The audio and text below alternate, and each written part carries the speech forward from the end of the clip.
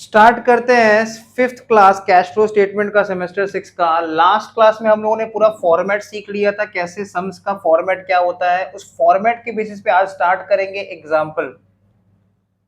तो पूरा cash flow statement एक बार में बनाना नहीं सीखेंगे, हम लोग पार्ट बाय पार्ट सीखेंगे। पहले बनाना सीखेंगे cash flow from operating activity क्या होता है, ठीक है। तो स्टार्ट करते हैं, एग्जांपल लिखो।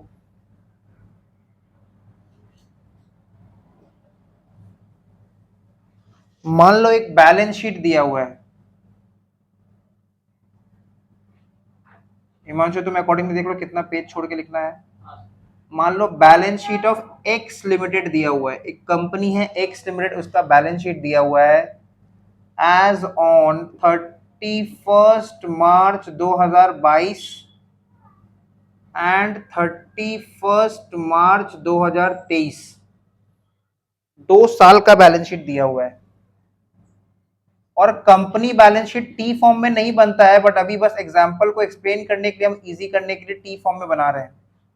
कंपनी बैलेंस शीट तो रिवाइज शेड्यूल 6 या शेड्यूल 3 के हिसाब से बनता है।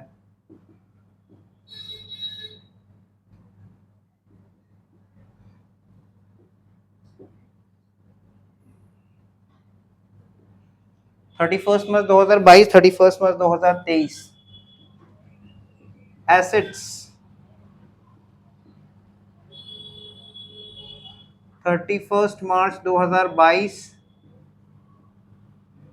And 31 March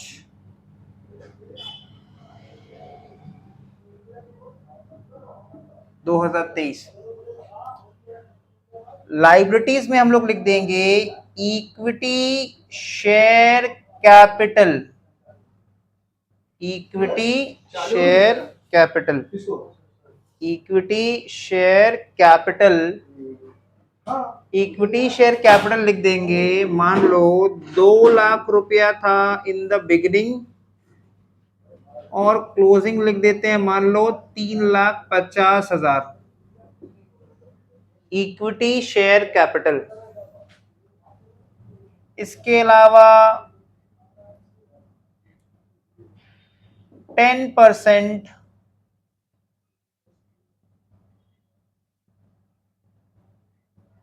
preference share capital. 10% preference share capital. तो मान लो 10% प्रेफरेंस शेयर कैपिटल 1 लाख और 1,80,000, ठीक है। इसके अलावा general reserve, general reserve, general reserve 70,000, 90,000। Profit and loss, profit and loss account, अगर लाइबिलिटी साइड में दिया है मतलब उसका क्रेडिट बैलेंस है 30,000 और 85,000। 30,000 और 85,000। 12% डिबेंचर्स, 12% डिबेंचर्स 60,000 और 40,000। 10% बैंक लोन, 10% बैंक लोन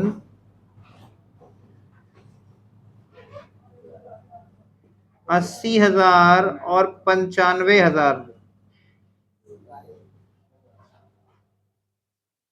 उसके बाद क्रेडिटर्स, क्रेडिटर्स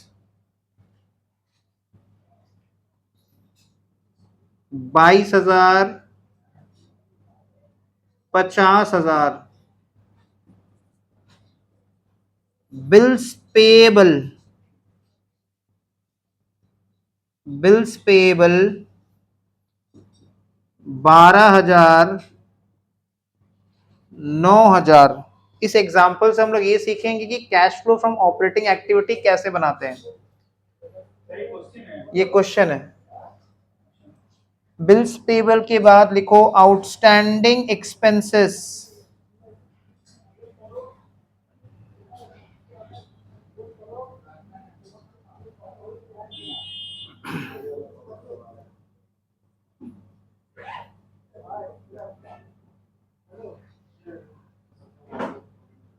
$7,000 और $5,000। आउटस्टैंडिंग एक्सपेंसेस 7,000 और 5,000। एसेट साइड में लिख देंगे पेटेंट्स 12,000 और 19,000। 12,000 और 19,000 ये क्वेश्चन है, इसको कॉपी करना। इससे हम लोग सीखेंगे अभी कि cash flow from operating activity कैसे बनाते हैं। पेटेंट्स के बाद आ जाएगा goodwill.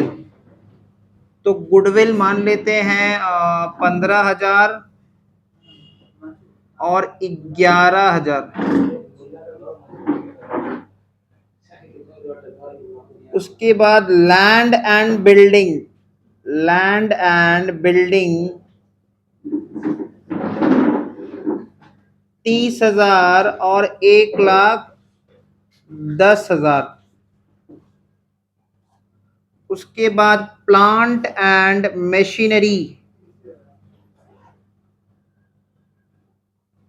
Plant and machinery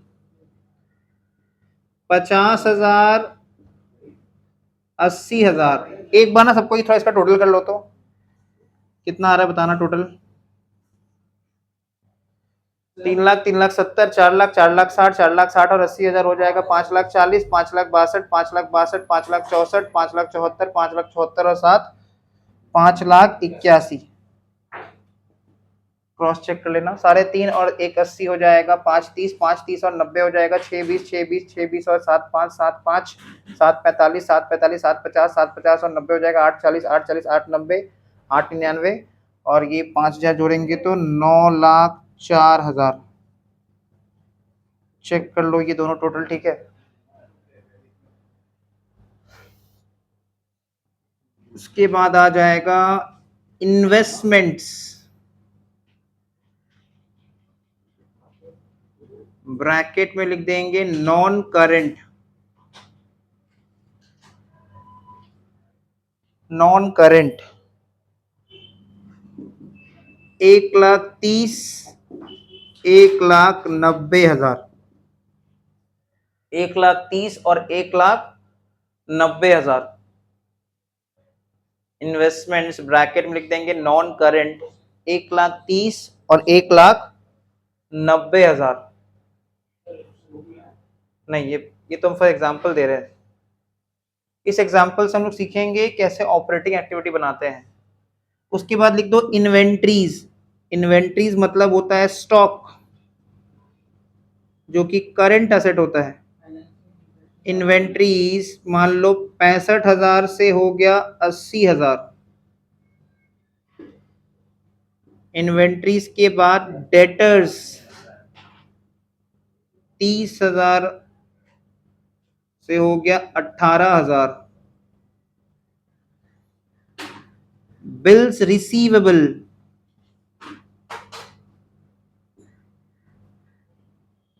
receivable 5,000 9,000।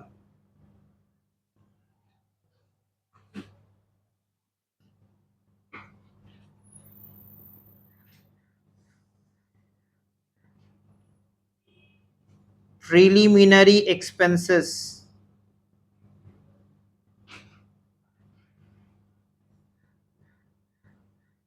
10,000 8,000।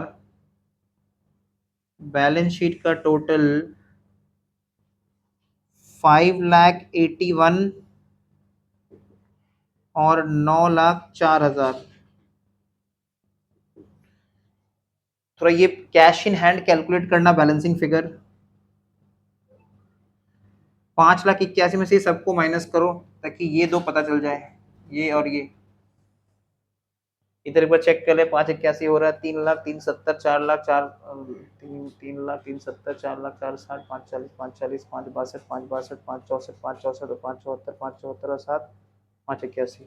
ठीक है, 350, 180, 530, 530 और 90 हो जाएगा, 620, 620, 7 5, 7 5, 745, 750, 750 और 90, 840, 890, 899, 899 और 5, 9 लाख 4। ये कितना आ रहा है कैश इन हैंड? 2,34,000।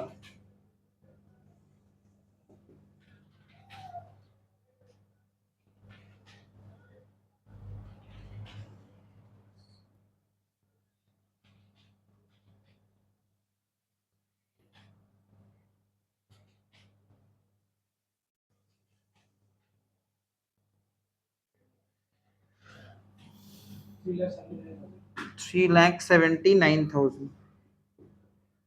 एक बार फिर से क्रॉस चेक कर लो,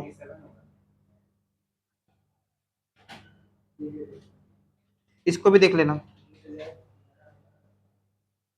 ये ठीक है तो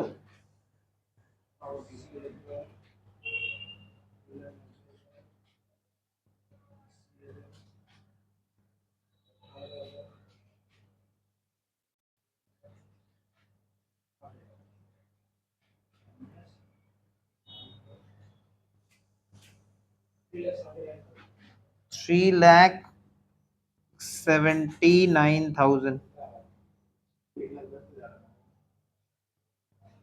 कौन सा? ये हाँ, 1,10,000 है, तो इसको कॉपी कर लो।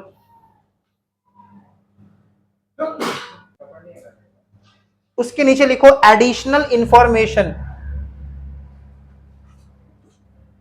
Additional information. नंबर 1 में लिख देंगे टैक्स पेड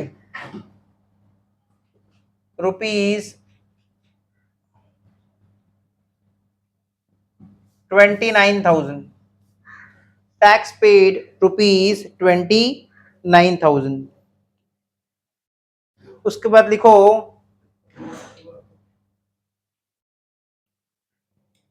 12% डिवेंचर्स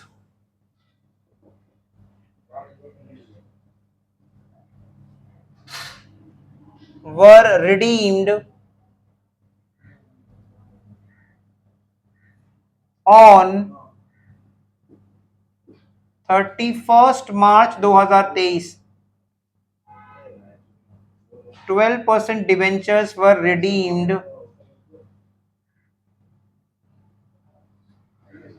redeemed का spelling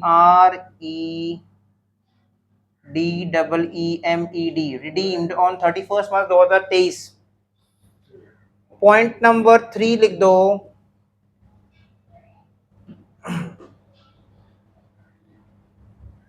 premium on redemption of debentures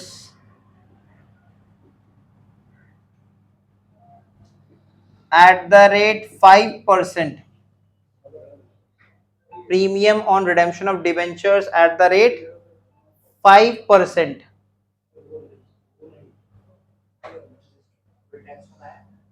point number 4 लिख दो, a machine costing rupees a machine costing rupees 15,000 15,000 comma accumulated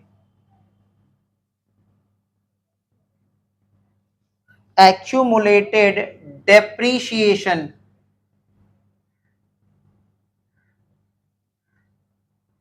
thereon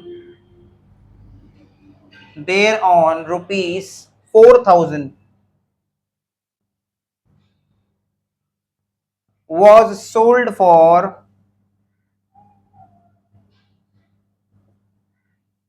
rupees 9,000 was sold for rupees 9,000। नीचे लिख लेंगे prepare cash flow statement. तो ये हम लोग का फर्स्ट एग्जांपल है। अब कैश फ्लो स्टेटमेंट का जो सम्स है वो करीब 2 पेज लग जाएगा बनाने में। तो पहला ही सम्स अगर 2 पेज का बना लेंगे तो हम लोग बोल्ड हो जाएंगे। ठीक है, तो हम लोग को क्या करना है कि थोड़ा थोड़ा करके सीखना है। पहले आज का क्लास में सिर्फ ऑपरेटिंग तक सीखेंगे और इन्वेस्टिंग फाइनेंसिंग को नेक्स्ट क्लास में सीख के इसको पूरा कंप्लीट करेंगे। सबसे पहले देखो कैसा दिखेगा हमारा क्वेश्चन। एग्जाम में क्वेश्चन हमको 15 मार्क्स का आएगा और सेपरेटली 5 मार्क्स का इससे और एक क्वेश्चन आएगा, मतलब ये 20 मार्क्स कैरी करता है। और ये जो चैप्टर कैश फ्लो है ये अपने आप में 2 चैप्टर है। Cash flow statement end fund flow statement 99.99% same chapter है। मतलब किसी का कैश फ्लो स्टेटमेंट का 15 सम्स किया हुआ है और फंड फ्लो स्टेटमेंट का अगर उसको 3 सम करवा दिया जाए तो फंड फ्लो स्टेटमेंट का बाकी 10% उसका सारा बन जाएगा। वो 0.001% जो डिफरेंस है उसका हम लोग डिस्कस करेंगे फंड फ्लो स्टेटमेंट चैप्टर में जाएंगे। अभी देखो इसमें हमको सॉल्व करने से पहले आंसर निकालना सीखना है। बहुत ही अजीब सा बात है, सम सॉल्व नहीं किए पहले आंसर चेक करना सीख लेते हैं। तो देखो आंसर कैसे चेक करेंगे, हम लोग ने पढ़ा है cash and cash equivalent. Cash and cash equivalent में एक आता है कैश इन हैंड। ठीक है, कैश एंड कैश इक्विवेलेंट में एक आता है कैश इन हैंड, हम लोग ने प्रीवियस वीडियो में कवर किया था इसको। दूसरा होता है कैश एट बैंक और तीसरा होता है शॉर्ट टर्म मार्केटेबल। मार्केटेबल मतलब जिसको मार्केट में इजीली खरीद सकते हैं, बेच सकते हैं, मार्केटेबल। सिक्योरिटीज, सिक्योरिटीज का मतलब इन्वेस्टमेंट, ऐसा इन्वेस्टमेंट जो मार्केटेबल है। हैविंग मैच्योरिटी पीरियड, ये सब भी लिखना नहीं है, ये भी डिस्कशन कर रहे हैं। Having maturity period with in 3 months, जो 3 महीना के अंदर मैच्योर हो जाएगा। जैसे मान लो हमने कोई एफडी करवाया, उसका मैच्योरिटी आ जाएगा 3 महीना के अंदर, 2 महीना में ही मैच्योरिटी डेट आ जाएगा, तो वो सब क्या हो जाएगा, सीसीई का पार्ट हो जाएगा। तो हम लोग सबसे पहले चेक करेंगे चेंज इन सीसीई। तो ध्यान से देखो, हम लोग को सीसीई के नाम पे बैलेंस शीट में एक कैश इन हैंड दिख रहा है और कैश इन हैंड का ओपनिंग कितना दिख रहा है बैलेंस शीट में, 2,34,000 और क्लोजिंग कितना दिख रहा है। तो ये दोनों फिगर करेक्ट है ना, नहीं तो फिर मेहनत बेकार हो जाएगा। 3,79,000। अब ध्यान से देखो, साल की शुरुआत में कंपनी के पास कैश इन हैंड जो कि सीसीई का पार्ट होता है, सीसीई में 3 चीज आता है, कैश एट बैंक नहीं था तो नहीं लिए, शॉर्ट टर्म मार्केटेबल सिक्योरिटीज नहीं था, रहेगा तो एसेट साइड में ही मिलेगा। तो कैश इन हैंड साल का शुरुआत में 2,34,000 था, 2,34,000 से अगर 3,79,000 हो गया, 3,79,000 हो गया, तो कितना से चेंज हो गया, इंक्रीज हुआ है। Increase in CCE 1,45,000। मतलब मेरा फाइनल आंसर जो कि नेक्स्ट क्लास में हम लोग लाएंगे, वो 3 चीजों को ऐड करके cash flow from operating activity, फिर cash flow from investing activity और cash flow from financing activity, इन तीनों को जोड़ने के बाद मेरा फाइनल आंसर आना चाहिए 1,45,000। हो सकता है इनमें से कोई पॉजिटिव आ जाए, कोई नेगेटिव आ जाए, लेकिन सबको सेट ऑफ करने के बाद मेरा फाइनल आंसर आना चाहिए 1,45,000। क्लियर। तो अभी हम लोग क्या करते हैं, सम्स बनाने के लिए 1.5 पेज का जगह छोड़ देंगे, 1.5 पेज, 1.5 पेज का जगह छोड़ के स्टार्ट करते हैं पहले working note 1। Working note 1,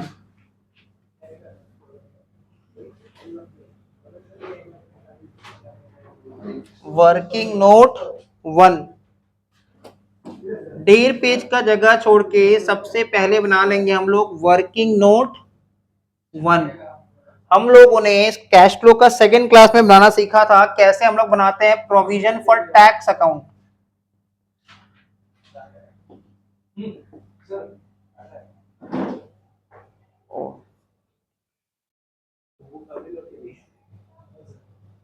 provision for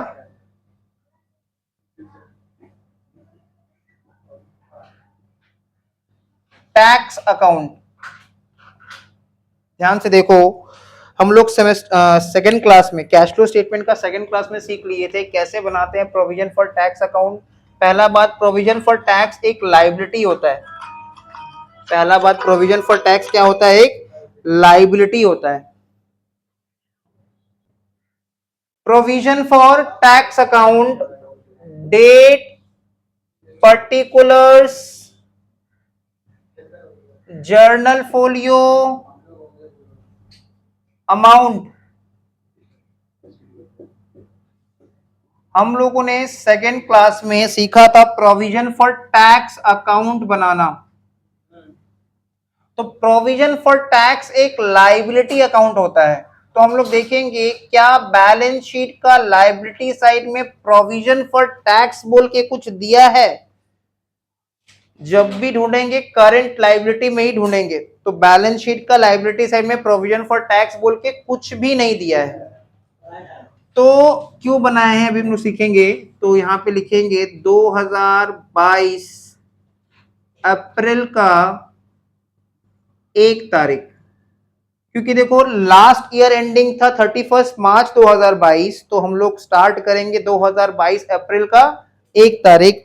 provision for tax एक लाइबिलिटी अकाउंट होता है। ये सरकार का पैसा है जिसका पैसा हम जमा करके रखे हैं, प्रोविजन बना रखे हैं, तो ये लाइबिलिटी है। तो इसका ओपनिंग बैलेंस तो है नहीं बैलेंस शीट में, अगर होता तो लिख देते बाई बैलेंस बीडी, बट क्योंकि नहीं है और अभी हम लोग सम सीख रहे हैं इसलिए लिखेंगे बाई बैलेंस बीडी नील। अगर होता तो लिख देते, बैलेंस शीट में होता तो देख के बैठा देते। सिमिलरली क्लोजिंग बैलेंस भी नहीं है तो लिख देंगे 2023 मार्च 31 टू बैलेंस सीडी नील। अब देखो क्या सीखे थे हम लोग कि अगर प्रोविजन फॉर टैक्स का ओपनिंग बैलेंस होगा और क्वेश्चन में कुछ नहीं बोला है तो जो ओपनिंग बैलेंस है वही हो जाएगा टैक्स पेड और जो क्लोजिंग बैलेंस है वही हो जाएगा बाई पीएल। ये सेकंड क्लास में लोग सीखे थे, ठीक है, वो 4 वीडियो ध्यान से देख लेना, सारा चीज क्लियर हो जाएगा। लेकिन यहाँ पे तो ओपनिंग बैलेंस भी नहीं है, क्लोजिंग बैलेंस भी नहीं है, मतलब हमने कोई प्रोविजन क्रिएट किया ही नहीं था। हम लोग को सीधा एडजस्टमेंट में देखो सिर्फ टैक्स पेड दिख रहा है 29,000।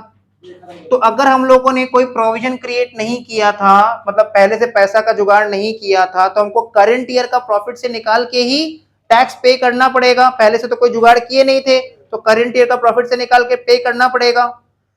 तो कैसे करेंगे, जितना टैक्स पेड है उसको डेबिट साइड में लिख दो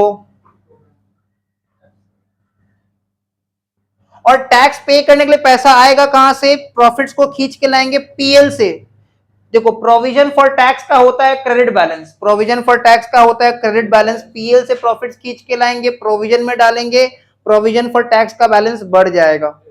प्रोविजन फॉर टैक्स का होता है क्रेडिट बैलेंस, ये प्रॉफिट से बनता है, इसलिए पीएल से जब प्रॉफिट्स खींच के लाएंगे और प्रोविजन फॉर टैक्स में डालेंगे तो प्रोविजन फॉर टैक्स का बैलेंस बढ़ेगा। तो जर्नल में प्रोविजन फॉर टैक्स क्रेडिट और डेबिट हो जाएगा पीएल। तो सबसे पहला काम करेंगे, भाड़ में प्रोविजन फॉर टैक्स का जो भाड़ है उसमें पैसा डाल देते हैं, तब पेमेंट करेंगे। तो जर्नल एंट्री है PL account debit to provision for tax. तो प्रोविजन फॉर टैक्स का लेजर में लिख दो 2023 मार्च 31 बाई पीएल, नीचे डैश दे के ट्रांसफर, क्योंकि पहले से कोई प्रोविजन नहीं बना हुआ था तो हम लोगों ने अब प्रोविजन में प्रॉफिट ट्रांसफर किया है और अब इसका कर देंगे पेमेंट। ये एक लाइबिलिटी है, लाइबिलिटी का होता है क्रेडिट बैलेंस। कंपनी जब लाइबिलिटी का पेमेंट कर देगा, टैक्स का पेमेंट कर देगा तो लाइबिलिटी अकाउंट डेबिट हो जाएगा, provision for tax account debit, और पेमेंट करने से बैंक का बैलेंस कम हो जाएगा तो बैंक क्रेडिट हो जाएगा। तो जर्नल एंट्री बना provision for tax account debit to bank, नीचे डैश दे के टैक्स पेड। मतलब सीधा सीधा बात करें तो पहले तो प्रोविजन बना हुआ नहीं था तो पहले हमने पीएल से प्रॉफिट खींच के प्रोविजन बनाया, अब उसका कर दिए टैक्स का पेमेंट। ये हम लोग का बन गया फर्स्ट वर्किंग नोट कंप्लीट।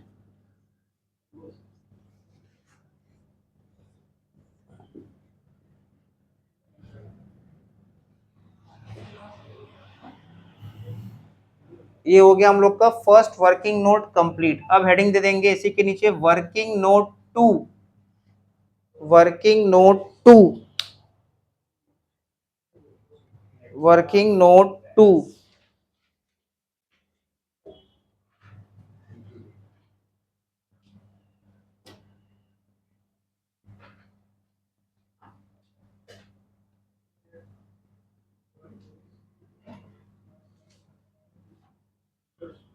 एक और एडजस्टमेंट थोड़ा ऐड कर लेना, एडजस्टमेंट नंबर 5 थोड़ा ऐड कर लो। एक और एडजस्टमेंट ऐड कर लेना, एडजस्टमेंट नंबर 5 ऐड कर लो। लिखो propose dividend, propose dividend as on 31 March 2022। proposed dividend as on 31 March 2022 and 31 March 2023 and 31 March 2023 was rupees 12,000 and rupees 15,000 15,000 respectively. मतलब प्रपोज डिविडेंड 31 मार्च 2022 का होगा 12,000 और 31 मार्च 2023 के रिस्पेक्ट में होगा 15,000। ठीक है, सामने से भी जा सकते हो, कोई इशू नहीं। ठीक है, रेस्पेक्टिवली। तो ये हम लोग क्यों ऐड किए ये भी थोड़ा देर बाद समझ में आएगा। तो अभी हेडिंग दे देते हैं working note two, computation of net profit before tax. अब देखो नेट प्रॉफिट बिफोर टैक्स का एक फॉर्मेट हमने तुमको लिखवा दिया था। नेट प्रॉफिट बिफोर टैक्स के रिस्पेक्ट में हमने तुमको एक फॉर्मेट लिखवा दिया था, उस फॉर्मेट के हिसाब से ही सम्स बनाना है। तो सबसे पहले लिख देंगे पर्टिकुलर्स और 2 अमाउंट का column.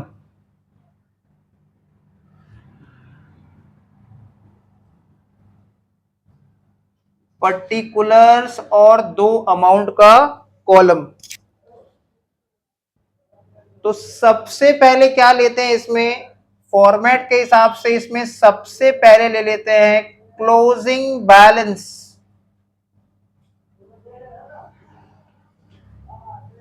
Of PL. Closing balance of PL. तो देखो क्लोजिंग बैलेंस ऑफ पीएल कितना दिया हुआ था, क्लोजिंग बैलेंस ऑफ पीएल था बैलेंस शीट में। देखो सब कोई, closing balance of PL balance sheet में कितना दिया हुआ था, 85,000। तो लिख दिए closing balance of PL 85,000। Done. Format देख देख के बनाना, पहला कुछ सम, उससे क्या लेस कर देते हैं हम लोग, ओपनिंग बैलेंस ऑफ पीएल। क्या एनपीबीटी का कैलकुलेशन हर सम में होगा, बिल्कुल हर सम में होगा, फंड फ्लो में भी होगा। इसलिए अभी जो सीख रहे हैं एक साथ हम लोग 2 चैप्टर सीख रहे हैं, closing balance of PL less opening balance of PL. अब देखो ओपनिंग बैलेंस ऑफ पीएल कितना, ओपनिंग बैलेंस ऑफ पीएल दिया हुआ है 30,000। ओपनिंग बैलेंस ऑफ पीएल दिया हुआ है क्वेश्चन में 30,000। तो closing balance of PL less opening balance of PL, तो क्लोजिंग माइनस ओपनिंग देखो पॉजिटिव में आ रहा है 55,000। पॉजिटिव में आ रहा है 55,000, तो इसके सामने लिख देंगे increase in PL, increase in PL. क्योंकि ये पॉजिटिव है तो लिख रहे हैं इंक्रीज इन पीएल, अगर ये नेगेटिव आता तो लिखते डिक्रीज इन पीएल। अब देखो इसमें क्या ऐड होता है, फॉर्मेट के हिसाब से देखते देखते चलना, ट्रांसफर टू जनरल रिजर्व। तो अपना अपना क्वेश्चन का बैलेंस शीट में देखो जनरल रिजर्व कितना से कितना हो गया, चेक करो।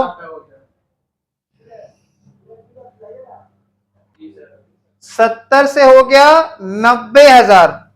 मतलब during the year general reserve में कितना ट्रांसफर हुआ था? 20,000 रुपया। During the year general reserve में कितना ट्रांसफर हुआ था? 20,000 रुपया। अब थोड़ा सा रुक जाना, ध्यान से देखो, एक बार सबके फॉर्मेट देखो। फॉर्मेट बोलता है ट्रांसफर जनरल रिजर्व ऐड होता है, प्रपोज डिविडेंड ऐड होता है और इंटरिम डिविडेंड ऐड होता है। लेकिन हम लोगों ने बचपन में सीखा था कि अगर हम इक्विटी को डिविडेंड देंगे, अगर हम इक्विटी को कुछ भी देंगे, तो उससे पहले किसका हक बनता है? प्रेफरेंस का। याद रखना, ये जो प्रेफरेंस शेयर होल्डर्स लोग हैं, इक्विटी डिविडेंड और प्रेफरेंस डिविडेंड में पहले किसको देंगे? प्रेफरेंस डिविडेंड को। बचता है प्रॉफिट तब इक्विटी को मिलता है। जैसे मान लो तुम्हारे घर में कोई प्रोग्राम हुआ, ठीक है, तो पहले हम लोग चाचा मामा ये लोग को खिलाते हैं, और इनको हम लोग ज्यादा ज्यादा खिलाते हैं कि फिक्स खिलाते हैं, एक ही बार खिलाते हैं ना। रसगुल्ला एक बार दिए, फिर एक बार ऊपर मन से पूछ लिए, लिए तो ठीक है, नहीं तो अच्छा है भाई, गुड़ वाला रसगुल्ला किसको पसंद नहीं है? गुड़ वाला रसगुल्ला तो अभी सबसे अच्छा है, सीजन का मिठाई है, ठीक है। नहीं लिया, बच गया तो अगले दिन खुद खाएंगे।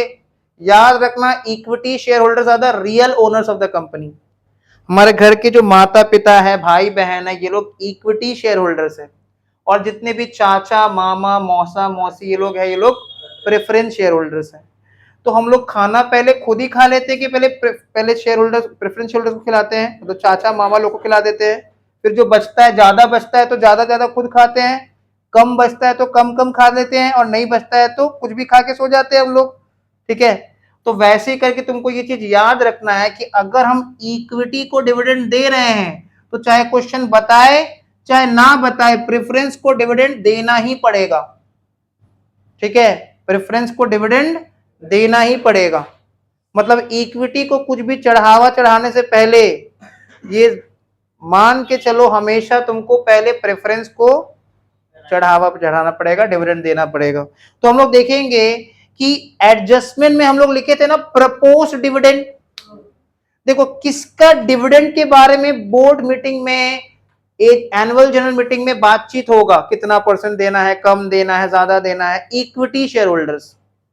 इक्विटी शेयर होल्डर्स का जो डिविडेंड का राइट है ना, वो फिक्स नहीं होता।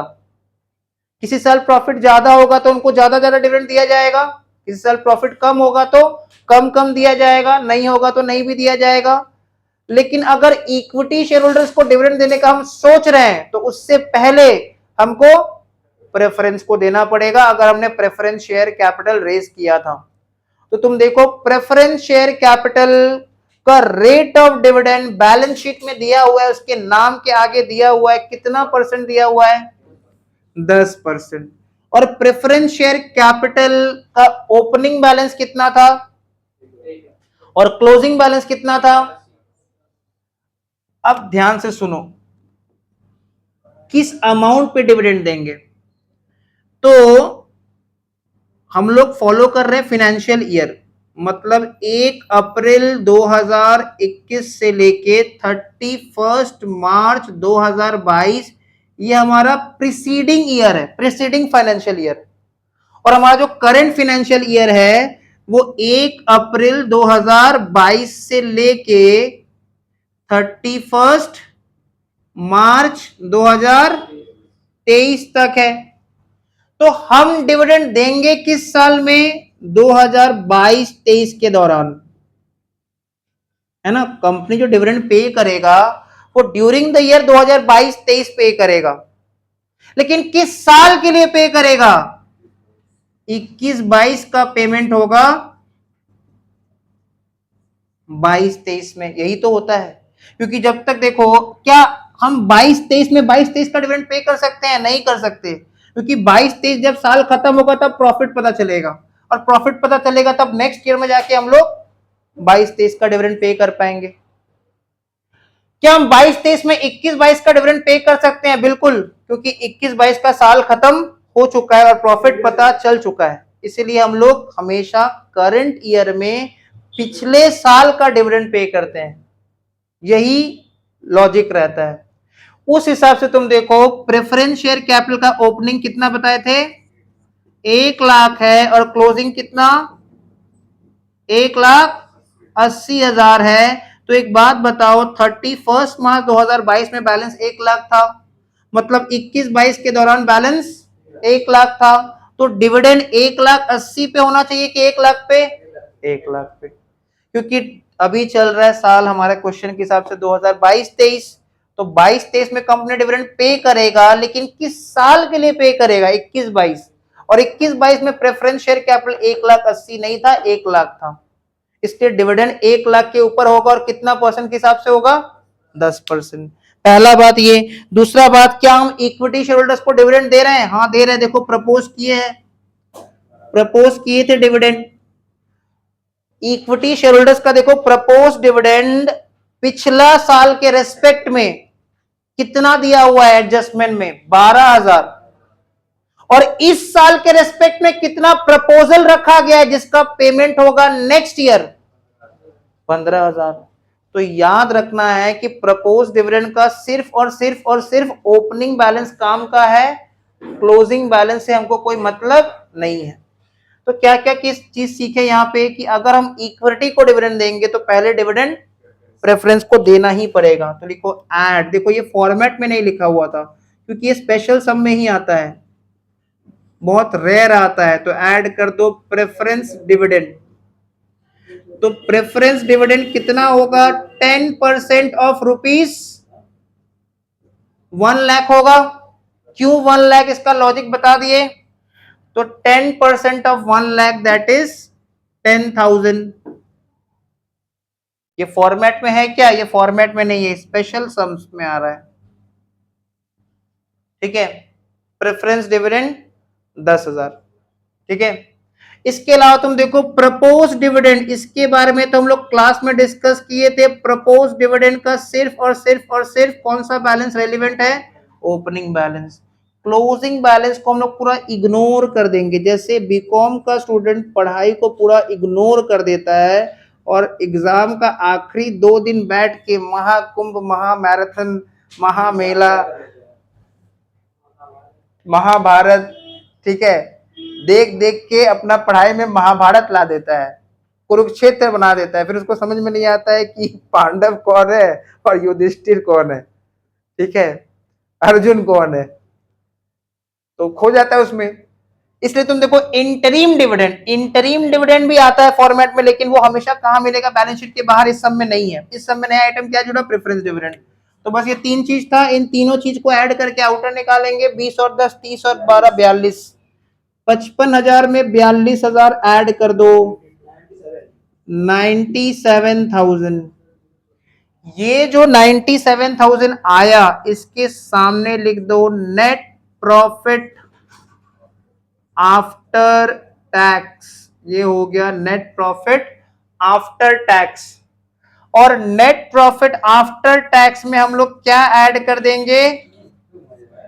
Provision for tax. और याद रखेंगे प्रोविजन फॉर टैक्स कौन सा लेना है? जो लेजर में, प्रोविजन फॉर टैक्स का लेजर में बाई पीएल बोल के आता है। तो देखो वर्किंग नोट ऊपर में प्रोविजन फॉर टैक्स का लेजर में बाई पीएल कितना आया था? 29,000। क्या हम टैक्स पेड वाला 29,000 ले सकते हैं? नहीं नहीं नहीं, वो नहीं ले सकते। तो कौन सा 29,000 लेंगे? बाई पीएल वाला। अरे 29,000 तो 29,000 है। नहीं, ऐसा नहीं है। बाई पीएल वाला 29,000 अलग है और टैक्स पेड का 29,000 अलग है। हमेशा याद रखना यहाँ पे कौन सा फिगर लेते हैं? जो बाई पीएल बोल के आता है। तो 97 और 29 ऐड कर दो, 1,26,000, 1,26,000। तो ये हो जाएगा नेट प्रॉफिट बिफोर टैक्स। यहां तक क्लियर? फिलहाल के लिए, अभी तक के लिए हमारा वर्किंग नोट हो गया कंप्लीट। अब हम लोग जाएंगे मेन सम में, जो 1.5 पेज का जगह छोड़े थे।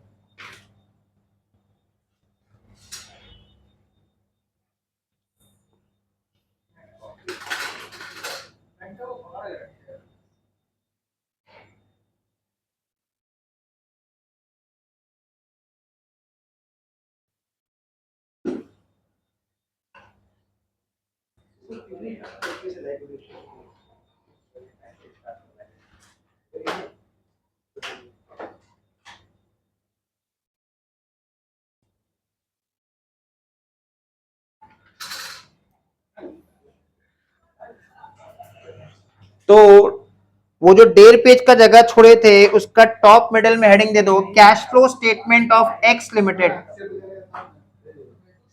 Cash flow statement of x limited.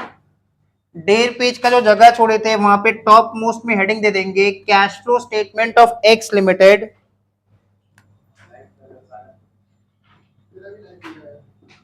Cash flow statement of x limited for the year ended 31st March 2023। Copy के लेफ्ट हैंड साइड में पर्टिकुलर्स और राइट हैंड साइड में 3 अमाउंट का column.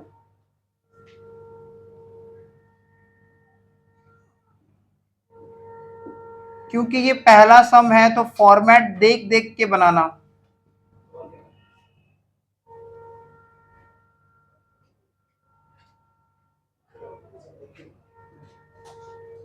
Cash flow statement of x limited, उसके नीचे for the year ended 31 March 2023। तो सबसे पहले हम लोग हेडिंग दे देंगे, cash flow from operating activities.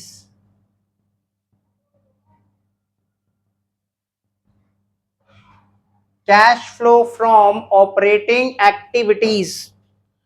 Format में देखो, सबसे पहला चीज हम लोग लिखते हैं net profit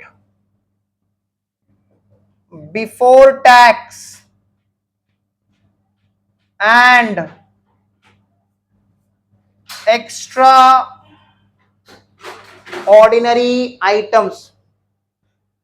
net profit before tax and extraordinary items. ये एक्स्ट्रा ऑर्डिनरी आइटम जनरली तुम्हारा बीकॉम में नहीं दिया रहेगा, फिर भी एक आध सम में बता देंगे इसमें क्या क्या आता है। जैसे इंश्योरेंस क्लेम रिसीव हुआ कंपनी को, क्या इंश्योरेंस क्लेम रोज मिलता है? नहीं, ये तो कब मिलेगा, जब हमारा कोई लॉस होगा, हम क्लेम रेज करेंगे, क्लेम एक्सेप्ट होगा, तब कंपनी पैसा देगा। इसलिए ऑर्डिनरी आइटम नहीं है, ये एक्स्ट्रा ऑर्डिनरी आइटम है। हमने अपना एम्प्लॉय लोग को बोला, इज्जत से बोला कि आप लोग प्लीज रिटायरमेंट ले लो, हम लोग आपको रख नहीं सकते, ठीक है। हम लोग अब मशीन मोड में जा रहे हैं, हम लोग machine intensive, capital intensive technology में जाना चाहते हैं। हम लोग लेबर इंटेंसिव टेक्नोलॉजी फॉलो नहीं करना चाहते, ठीक है। तो हम लोग बोल रहे हैं कि अब देखो एआई का जमाना है, तो तुम लोग प्लीज खुद से रिटायरमेंट ले लो। इसको बोलते हैं voluntary retirement scheme, VRS.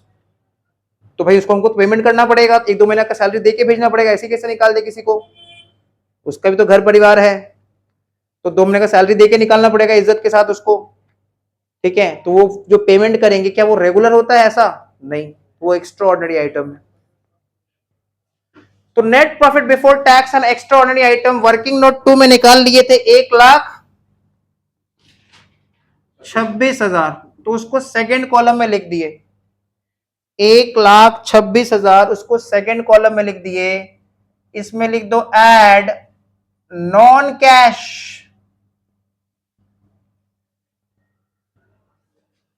Non cash and non operating items,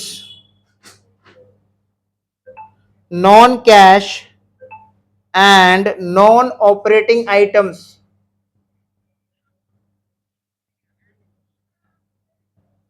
non cash and non operating. इसमें सबसे पहला आइटम होता है देखो डेप्रीशिएशन, ठीक है। तो एक और एडजस्टमेंट ऐड कर लो, एक और एडजस्टमेंट ऐड कर लो, डेप्रीशिएशन एडजस्टमेंट नंबर 6। एक और एडजस्टमेंट ऐड कर लो, adjustment number 6, depreciation on plant and machinery during the year,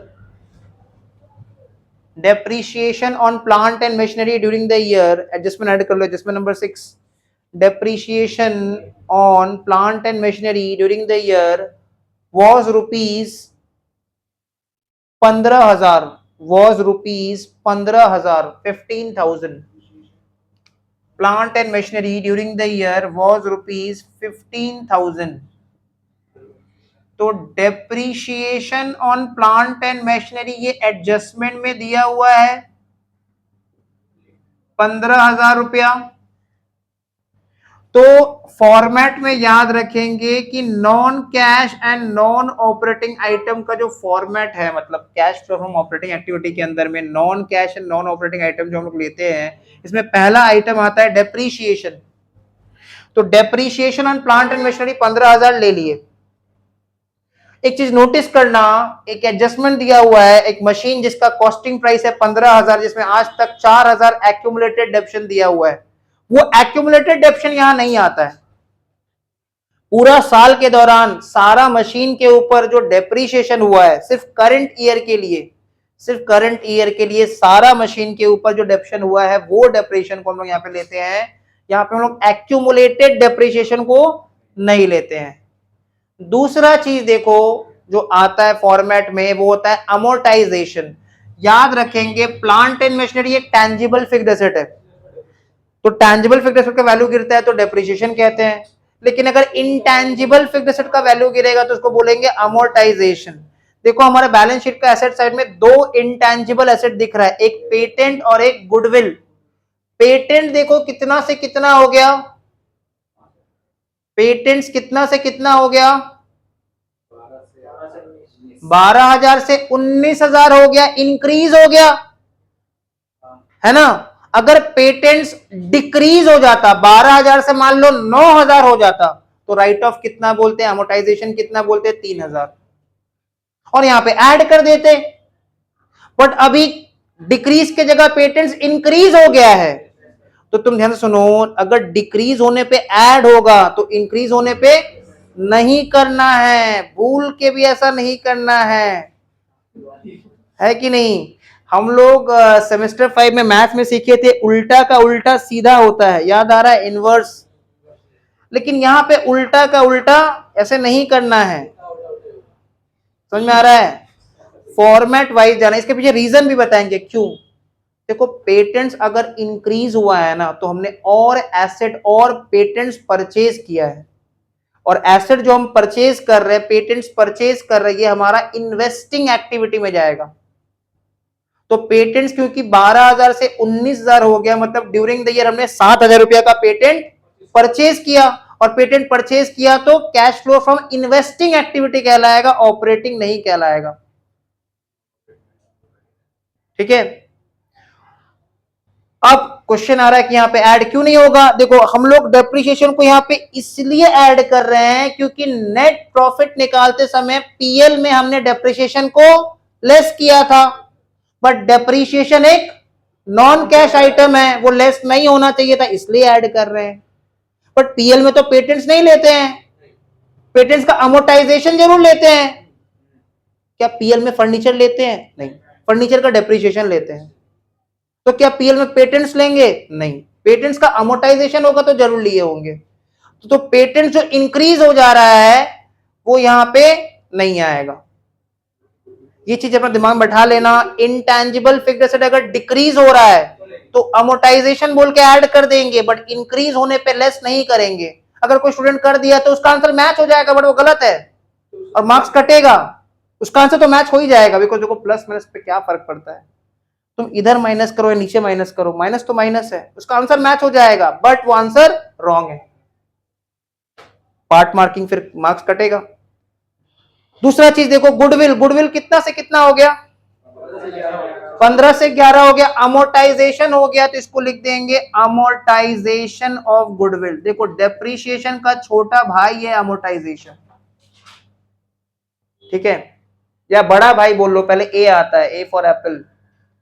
तो अमोर्टाइजेशन हो गया बड़ा भाई और डी बाद में आता है, तो डेप्रीशिएशन हो गया छोटा भाई।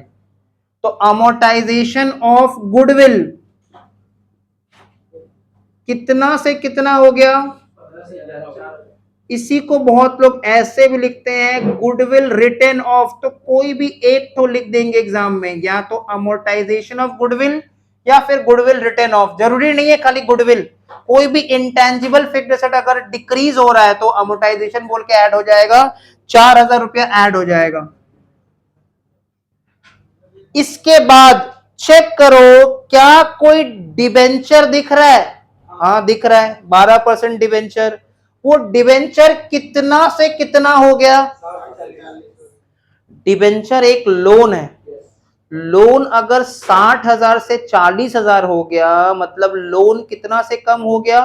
20,000 से। नाउ क्वेश्चन ये आता है इंटरेस्ट 60,000 पे होगा कि 40,000 पे होगा, क्योंकि interest on debenture next item है जो देखो फॉर्मेट में लिखा है वो ऐड होता है। क्यों? ये हम लास्ट क्लास में पूरा एक्सप्लेन कर चुके हैं। तुम देखो एडजस्टमेंट क्या लिखा है, एडजस्टमेंट नंबर 2 पढ़ो।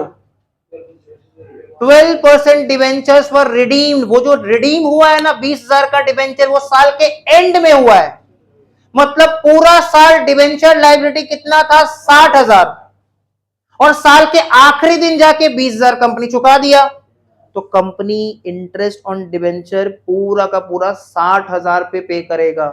लेकिन सोचो उल्टा, अगर डिवेंचर्स रिडीम होता साल के बिगिनिंग में, शुरुआत में, तो कंपनी पूरा साल इंटरेस्ट 40,000 पे देता। लॉजिक सोचो, तुम्हारे सर के ऊपर एक लोन था 60,000 का, तुमने साल के आखिरी दिन जाके बैंक में 20,000 का लोन का रीपेमेंट किया, तो इंटरेस्ट 60,000 पे लगेगा कि 40,000 पे लगेगा? 60,000 पे लगेगा, है कि नहीं? 60,000 पे लगेगा। लेकिन सोचो साल का पहला ही दिन, जिस दिन सब कोई हैप्पी न्यू ईयर बोल रहा था, happy new year to you बोल रहा था, हम बैंक गए, बैंक जाके पेमेंट कर दिए। अरे बैंक कैसे गए? अरे ऑनलाइन पेमेंट कर दिए, डिजिटल पेमेंट हो गया दुनिया, लोन का रीपेमेंट कर दिया, 20,000 साल के पहला दिन ही चुका दिए 60,000 में, तो पूरा साल इंटरेस्ट 40,000 पे लगेगा। अब थोड़ा और सोचो, मान लो क्वेश्चन में बोल दिया है कि साल के बीच में चुकाया, 6 महीना बाद चुका दिए 20,000 रुपया, इन दैट केस 40,000 के ऊपर पूरा साल का इंटरेस्ट और वो 20,000 के ऊपर 6 महीना का इंटरेस्ट। फिर से बता रहे हैं, लिख के बता रहे हैं, ध्यान से सुनो। हमारा debenture liability at the beginning of the year कितना? 60,000, एंड ऑफ द ईयर कितना? 40,000। तो इतना तो क्लियर है कि डिबेंचर लायबिलिटी डिक्रीज हो गया, मतलब हमने रीपेमेंट कर दिया, लोन चुका दिया। और क्वेश्चन में बोल भी दिया है कि हमने लोन कब चुकाया? साल के एंड में, मतलब पूरा साल लोन कितना था? 60,000, तो इंटरेस्ट 60,000 पे। अगर क्वेश्चन ये बोलता है कि हमने डिबेंचर रिडीम कर दिया, साल के बिगिनिंग में रिडीम कर दिया, तो पूरा साल इंटरेस्ट 40,000 पे। लेकिन क्वेश्चन ये बोलता है कि हमने मान लो 20,000 का जो रीपेमेंट किया है ना, वो 30 सितंबर 2022 को किया, इसका मतलब ये 40,000 पूरा साल था, तो इसके ऊपर 12 महीना और इसके ऊपर 6 महीना का इंटरेस्ट। और अगर क्वेश्चन में कुछ नहीं बोला तो अजम्पशन ले लेना, नोट में कुछ भी अजम्पशन ले सकते हैं, मतलब 3 स्टूडेंट 3 तरह का अजम्पशन ले सकता है, बिल्कुल तीनों का करेक्ट है, लेकिन तीनों को प्रॉपर नोट लिखना पड़ेगा, उसने क्या सोचा है, क्या अजम्पशन लिया है। अगर हमने नोट नहीं लिखा तो एग्जामिनर के पास पूरा राइट है कि वो हमारा आंसर को मार्क्स कम दे सकता है, बिकॉज हम क्या सोच रहे हैं ये हमको लिख के बताना पड़ेगा। क्या यहाँ नोट लिखेंगे? नहीं लिखेंगे, क्योंकि यहाँ पे साफ साफ क्लियर है कि debentures are redeemed at the end of the year, इसलिए इंटरेस्ट पूरा का पूरा 60,000 पे होगा। इंटरेस्ट ऑन डिवेंचर जल्दी से बता दो, नॉन ऑपरेटिंग आइटम है कि नॉन कैश आइटम है? नॉन ऑपरेटिंग आइटम है, इसलिए ऐड हो जा रहा है, तो लिख देंगे इंटरेस्ट ऑन डिवेंचर्स, ब्रैकेट में लिख देंगे 60,000 के ऊपर कितना percent?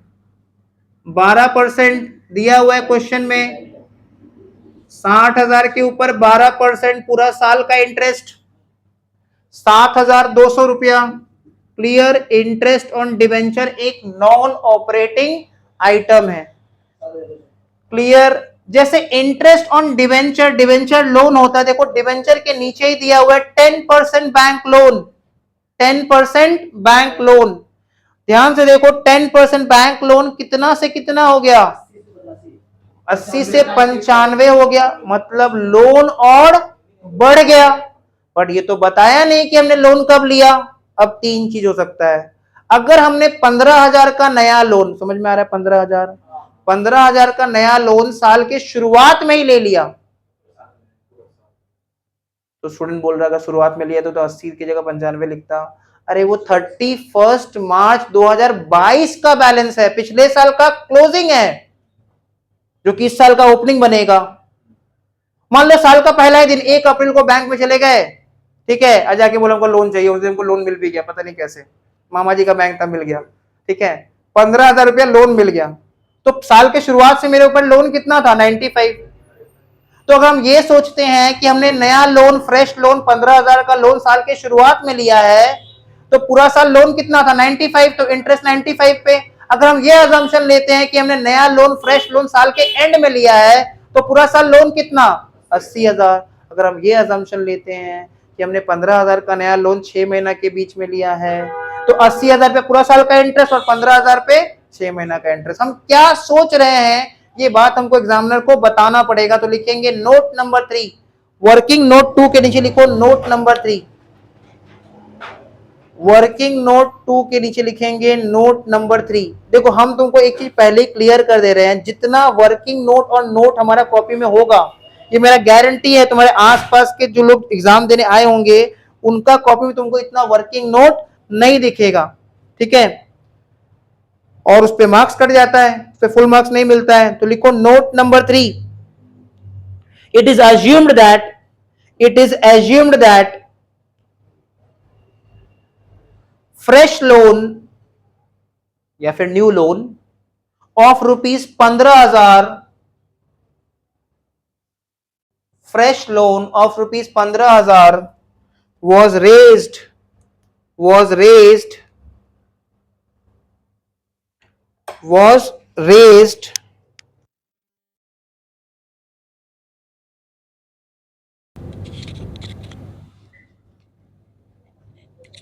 at the beginning of the year, was raised at the beginning of the year, and hence interest on loan will be,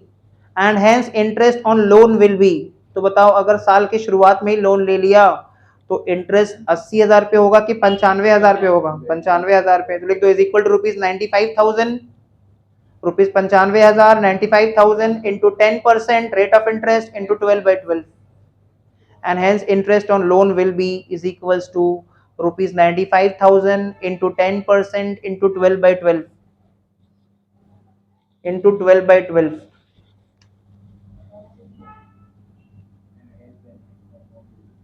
तो इंटरेस्ट ऑन लोन आ रहा है, ब्रैकेट में लिख देंगे नोट नंबर 3, कितना आ रहा है इंटरेस्ट ऑन लोन, 9,500। नेक्स्ट ध्यान से देखो, एडजस्टमेंट नंबर 3, एडजस्टमेंट नंबर 3 देखो सब कोई, एडजस्टमेंट नंबर 3 क्या लिखा है, प्रीमियम। एक बात बताओ, प्रीमियम का मतलब क्या होता है, एक्स्ट्रा। जैसे बोलते हैं ना वो प्रीमियम प्लान है, ये हमारा बेस प्लान है, तो प्रीमियम का मतलब होता है एक्स्ट्रा। तो एडजस्टमेंट नंबर 3 पर हो, कंपनी ने जब डिवेंचर रिडीम किया तो कितना परसेंट प्रीमियम में रिडीम किया, 5%। कंपनी ने जब डिवेंचर रिडीम किया 60,000 से, देखो डिवेंचर 40,000 हो गया, डिवेंचर 60,000 से 40,000 हो गया, तो कितना रिडीम हुआ, 20,000। ये जो 20,000 रिडीम हुआ ना, इसको बोलते हैं फेस वैल्यू, नॉमिनल वैल्यू, इसको बोलते हैं फेस वैल्यू या फिर नॉमिनल वैल्यू। और प्रीमियम कितना परसेंट इसके ऊपर, 5%। तो प्रीमियम कितना होगा, 20,000 का 5%, मतलब कुल मिला के हमने डिवेंचर रिडीम करते समय कितना पे किया, 21,000। कुल मिला के हमने डिवेंचर को रिडीम करते समय कितना पे किया कंपनी ने, 21,000। कंपनी डिवेंचर जो रिडीम किया उसका फेस वैल्यू कितना, 20,000। कंपनी 5% एक्स्ट्रा भी दिया, तो 20,000 का 5% 1,000, ठीक है। यहां हम थोड़ा सा सीधा लिख देते हैं 1,000, और ये 5% है, हाँ, फेस वैल्यू का। मतलब कंपनी रिडेम्पशन के समय कितना पेमेंट किया, टोटल 21,000। बट फॉर्मेट में देखो, फॉर्मेट बोलता है यहां पे हम लोग को बस premium on redemption of debentures लेना है, यहां पे हमको बस premium on redemption of debentures लेना है, यहां पे हमको पूरा रिडेम्पशन वाला वैल्यू नहीं लेना है, बस premium on redemption of debentures लेना है। तो हम यहां पे ऑप्शन 1 21,000 लेंगे, ऑप्शन 2 1,000 लेंगे, कौन सा लेंगे? सिर्फ और सिर्फ 1,000 लेंगे, जितना डिबेंचर रिडीम हुआ उसका प्रीमियम लेंगे, मतलब ब्रैकेट में लिख देंगे 5% ऑफ ₹20,000। ये 20,000 कहां से आया? डिबेंचर 60,000 से 40,000 हो गया, तो कितना रिडीम हुआ? 20,000, और 20,000 का 5% कितना होता है? 1,000। Premium on redemption of debentures, premium on redemption of debentures कितना? 1,000। इसके अलावा सब कोई पढ़ो एडजस्टमेंट नंबर 4, सब कोई पढ़ो एडजस्टमेंट नंबर 4। एडजस्टमेंट नंबर 4 में लिखा हुआ है हमने एक मशीन सेल किया है जिसका कॉस्ट प्राइस, परचेज प्राइस कितना था? 15,000। उसमें आज तक कितना डिप्रीशिएशन हो चुका था? 4,000। मतलब उसका बुक वैल्यू WDV कितना था? 11,000। और 11,000 का मशीन को हमने कितना में बेचा? 9,000। 11,000 का मशीन को हमने बेचा कितना में? 9,000। तो बेच के लॉस कितना हुआ? 2,000। एक बार फिर से बता रहे हैं, 15,000 का मशीन था, एक्यूमुलेटेड डेप्शन हो चुका था 4,000, तो WDV 11,000। 11 का मशीन को 9 में बेचे तो बेच के लॉस हो रहा है, तो लिख देंगे लॉस ऑन, नहीं इसका तो बाद में हम लेजर बनाएंगे, दैट इज नेक्स्ट क्लास में जब हम लोग इन्वेस्टिंग सीखेंगे। Loss on sale of machine अभी ऐसे दिखा दो, 11,000 माइनस 9,000, मतलब लॉस ऑन सेल कितना? 2,000।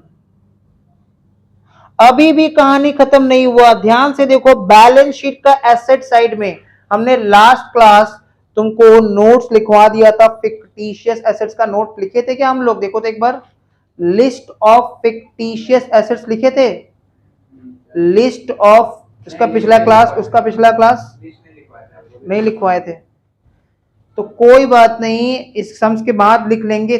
अभी इतना समझो कि 8 ठो फिक्टिशियस एसेट होता है, 8, उसमें से प्रीलिमिनरी एक्सपेंस एक फिक्टिशियस एसेट होता है।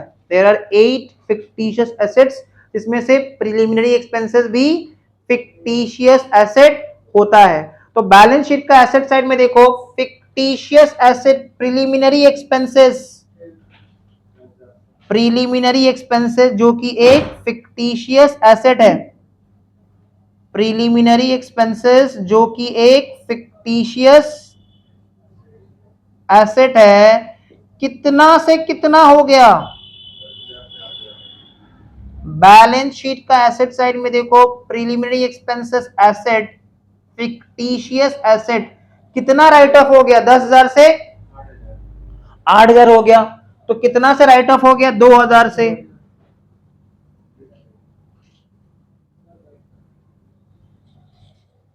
तो देखो टोटल 7 आइटम होता है, इस सम में हम देख पा रहे हैं कि 1 2 3 4 5 6, दोनों इंटरेस्ट है ना, उसको अलग से क्यों गिनना? 6 आइटम हमने इस समय तुम्हारा कवर कर दिया, एक और आइटम बाकी रह जाता है, वो इस समय नहीं दे पाए, इंक्रीज इन एनी प्रोविजन, उसको नेक्स्ट सम में समझा देंगे।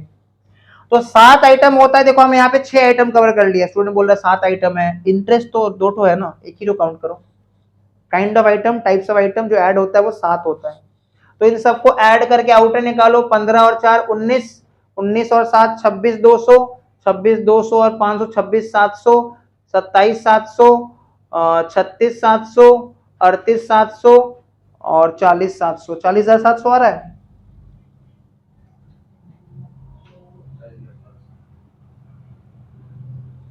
तो ऐड कर दो, 40,700 आ रहा है, इसको सेकंड कॉलम में निकाल देंगे ऐसे, और ऊपर 1,26,000 आ रहा है, ऐड कर दो, 1,26,000 और 40,700 ऐड कर देंगे, कितना? ये जो 1,66,700 आया इसके सामने कुछ नहीं लिखेंगे, सेकेंड कॉलम में ही रहेगा, इसके सामने कुछ नहीं लिखना है, याद रखना, कुछ लिख दोगे कुछ हो जाएगा, कुछ मत लिखना। फॉर्मेट देखो, यही 1,66,700 को मिटा के थोड़ा ऊपर लिख दे रहे हैं। फॉर्मेट में देखो, इसके बाद हम लोग लेस करते हैं नॉन ऑपरेटिंग इनकम, और नॉन ऑपरेटिंग इनकम हमेशा हमेशा हमेशा हमेशा हमेशा बैलेंस शीट के बाहर ही दिखेगा एडजस्टमेंट में। तो देखो, तो कोई भी तरह का नॉन ऑपरेटिंग इनकम जैसे interest received, dividend receive, rent receive, ये सब कुछ है क्या? Interest receive, dividend receive, rent received, profit on sale of fixed asset, ऐसा कुछ भी है? कुछ भी नहीं है। तो 1,66,700 के नीचे लिख दो less non operating income, less non operating income. तो लेस कर देंगे, नॉन ऑपरेटिंग इनकम नहीं है, हमेशा याद रखेंगे नॉन ऑपरेटिंग इनकम हमेशा बैलेंस शीट के बाहर ही मिलेगा, कभी बैलेंस शीट के अंदर नहीं मिल सकता। एडजस्टमेंट में interest receive, rent receive, dividend receive, ऐसा कुछ भी नहीं है, तो नील लिख दिए। तो फाइनली फिर से कितना आ रहा है? 1,66,700। ये जो फिर से आया ना 1,66,700, जो फिर से वाला अमाउंट आया, मतलब जो दोबारा आया, उसके सामने लिखेंगे ये है operating profit before working capital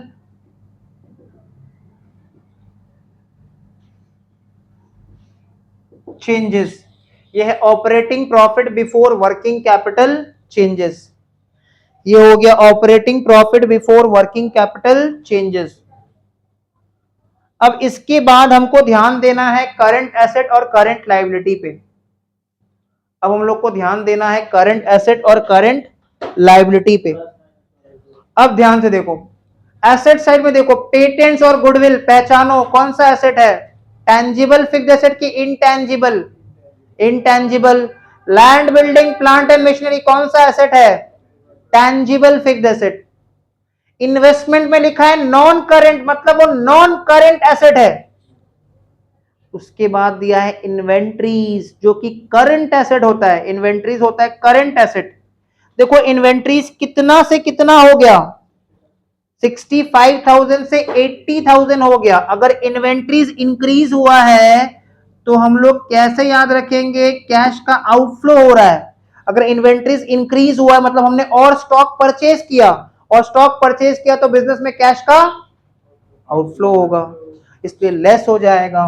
तो लिख देंगे लेस इंक्रीज इन इन्वेंटरीज।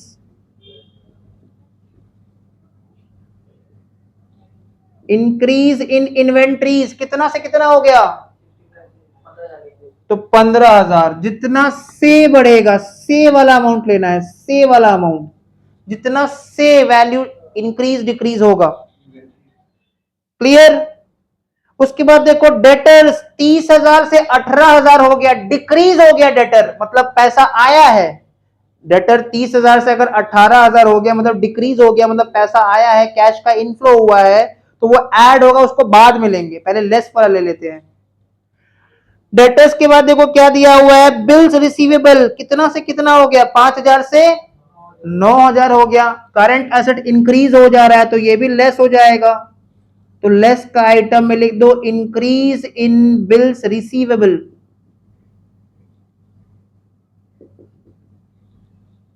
कितना लेंगे? 4,000। इंक्रीज इन बिल्स रिसीवेबल जो कि करंट एसेट है। बिल्स रिसीवेबल के बाद याद रखेंगे, हमने कसम खाया है कि इस चैप्टर में cash in hand, cash at bank और शॉर्ट टर्म मार्केटेबल सिक्योरिटी, ये तीनों होता है करंट एसेट, फिर भी इस चैप्टर के लिए, सिर्फ और सिर्फ इस चैप्टर के लिए इसको करंट एसेट नहीं मानेंगे। और उसके बाद दिया हुआ था प्रिलिमिनरी एक्सपेंस। स्टूडेंट कंफ्यूज हो जाते हैं, प्रिलिमिनरी एक्सपेंस फिक्टिशियस एसेट होता है, लेकिन प्रीपेड एक्सपेंस करंट एसेट होता है। सुनने में एक जैसा बट है अलग। प्रिलिमिनरी एक्सपेंस फिक्टिशियस एसेट है, जबकि प्रीपेड एक्सपेंस करंट एसेट और दोनों डिफरेंट होता है। तो यहां पे प्रीलिमिनरी एक्सपेंसेस दिया था, प्रीपेड नहीं दिया था। लायबिलिटी साइड में आ जाओ कि जो इक्विटी शेयर कैपिटल है, प्रेफरेंस शेयर कैपिटल है, जनरल रिजर्व है, प्रॉफिट एंड लॉस अकाउंट है, ये सब शेयर होल्डर्स फंड का पार्ट है, ये सब करंट लायबिलिटी नहीं है। हमको जो चेंजेस देखना है अब सिर्फ करंट एसेट और करंट लायबिलिटी का देखना है। ये जो 12% डिवेंचर्स है, 10% बैंक लोन है, ये नॉन करंट लायबिलिटी होता है। 12% debentures, 10% bank loan non current liability होता है। और उसके नीचे देखो क्रेडिटर्स, क्रेडिटर्स कितना से कितना हो गया, 22,000 से 50,000 हो गया। लायबिलिटी अगर डिक्रीज होता है ना तो कैश का आउटफ्लो, हमने पेमेंट कर दिया। लायबिलिटी अगर इंक्रीज हो रहा है तो कैश का इनफ्लो, तो ऐड होगा, उसको बाद में लेंगे, अभी नहीं ले रहे हैं। क्रेडिटर्स के बाद देखो क्या दिया है, बिल्स पेबल, वो भी करंट लायबिलिटी है, कितना से कितना हो गया, 12,000 से 9,000 हो गया, तो लिख दो डिक्रीज इन बिल्स पेबल, 12,000 से हो गया 9,000, तो 3,000 ले लेंगे, 3,000 ले लेंगे, 12,000 से 9,000 हो गया तो 3,000 ले लेंगे। और उसके बाद देखो आउटस्टैंडिंग एक्सपेंसेस, आउटस्टैंडिंग एक्सपेंसेस कितना से कितना हो गया, आउटस्टैंडिंग एक्सपेंसेस 7,000 से 5,000 हो गया, ये भी डिक्रीज हो गया, तो लिख दो डिक्रीज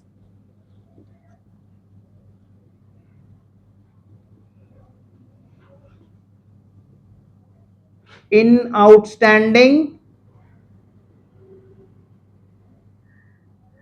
एक्सपेंसेस 2,000। तो लेस का जितना आइटम था वो सब खत्म। एक बार रिवीजन करा दे रहे हैं, increase in current asset less होता है, decrease in current asset add होता है, increase in current liability add होता है, और decrease in current liability less होता है।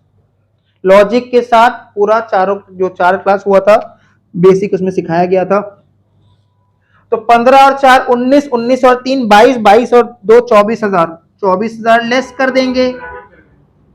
ब्रैकेट मत लिखना, इधर तो लेस लिखे ही हो। 1,66,700 माइनस 24,000 कितना, 1,42,000 है ना, 700, 1,42,700। इसके सामने भी कुछ नहीं लिखेंगे, 1,42,700 जो आया इसके सामने भी कुछ नहीं लिखेंगे, हम बिठा के ऊपर लिख रहे हैं, इसको इधर लिख दे रहे हैं हम, 1,42,700 इसके सामने कुछ नहीं लिखेंगे। अब स्टार्ट करेंगे ऐड वाला आइटम।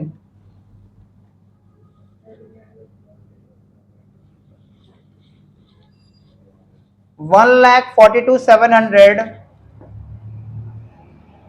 इसके सामने तो कुछ नहीं लिखना है। अब स्टार्ट करेंगे ऐड वाला आइटम। तो ऐड में देखो डेटर्स कितना से कितना हो गया, तो डिक्रीज हो गया, तो लिख देंगे add decrease in debtors. Current asset और करंट लायबिलिटीज का चेंजेस लेना है। तो 30,000 से अगर 18,000 हो गया तो 12,000 से डिक्रीज हो गया, मतलब कैश आया है, कैश का इनफ्लो हो रहा है, ऐड हो जाएगा, इनर कॉलम में रखेंगे। उसके बाद बिल्स रिसीवेबल तो एडजस्ट कर दिए थे, और तो कुछ है नहीं। लायबिलिटी साइड में देखो क्रेडिटर्स, क्रेडिटर्स कितना से कितना हो गया, 22,000 से 50,000 हो गया, मतलब इंक्रीज हो गया, इंक्रीज हो गया, तो लिख देंगे इंक्रीज इन क्रेडिटर्स। 22,000 से 50,000 हो गया, तो कितना से इंक्रीज हो गया, 28,000 से। और तो कुछ था नहीं, बाकी करंट एसेट करंट लायबिलिटी सब एडजस्ट कर दिए थे। तो 28 और 12 मतलब 40,000 ऐड हो जाएगा, तो ये आएगा 1,82,700। मतलब तुम देखो operating profit before working capital changes के बाद हम लोग क्या करते हैं, decrease in current asset add कर देते हैं, increase in current liability add कर देते हैं, और increase in current asset less कर देते हैं, और decrease in current liability less कर देते हैं। ठीक है, लेस कर देते हैं। ये जो 1,82,700 आया, इसके सामने लिख देंगे कैश जेनरेटेड। देखो फॉर्मेट में भी लिखवा दिए थे, कैश जेनरेटेड फ्रॉम ऑपरेशंस, ये आ गया हम लोग का कैश जनरेटेड फ्रॉम ऑपरेशंस। इससे क्या लेस कर देंगे, टैक्स पेड, जो कि देखो एडजस्टमेंट में दिया हुआ है 29,000, तो 1,82,700 में से 29,000 लेस कर देंगे, 1,13,700। ये फिगर पॉजिटिव आ रहा है और इसको आउटर मोस्ट कॉलम में निकाल देंगे। इसके साथ हम लिखेंगे net cash flow from operating 1,53,700, correction, net cash flow from operating activities. तो सम्स अभी खत्म नहीं हुआ है, इसके बाद हम लोग नेक्स्ट क्लास में cash flow from investing activity और फिनेंसिंग भी सीखेंगे और उसके बाद सम्स को खत्म करेंगे। बड़ा सम्स है। तो आज का वीडियो में इतना तक ही रहेगा, यहां तक रिवीजन कर लेना, नेक्स्ट क्लास में ज्वाइन हो जाना।